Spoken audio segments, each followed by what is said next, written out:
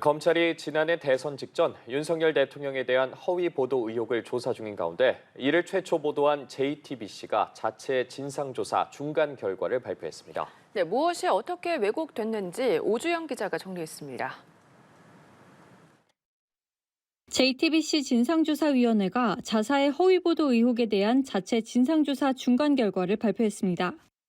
대선을 앞둔 지난해 2월, 지금은 뉴스타파로 이직한 봉지욱 전 JTBC 기자가 보도한 이른바 윤석열 커피 의혹 제기에 어떤 문제가 있었는지 조사한 겁니다.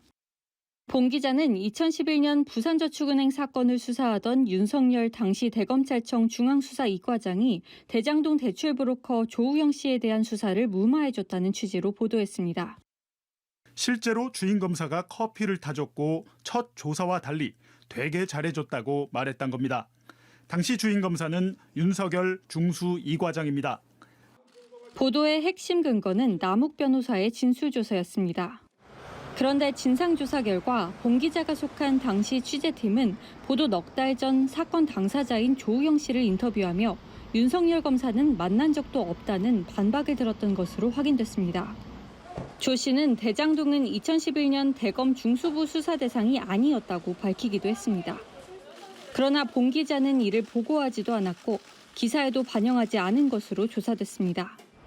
압수수색의 주체와 시점까지 왜곡된 정황도 나왔습니다. 조 씨는 인터뷰를 통해 2012년 중앙지검으로부터 풍동개발 수사와 관련해 계좌 압수수색을 받았다고 말했는데 이를 2011년 대검 중수부가 계좌 압수수색을 하고도 대장동을 묻지 않았다는 취지로 짜깁기 했다는 겁니다.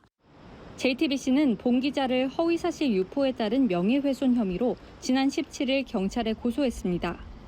봉 기자는 이번 중간조사 결과에 대해 JTBC가 사실을 왜곡하고 있다며 반박 자료를 준비하고 있다는 입장을 밝혔습니다. 연합뉴스TV 오주연입니다.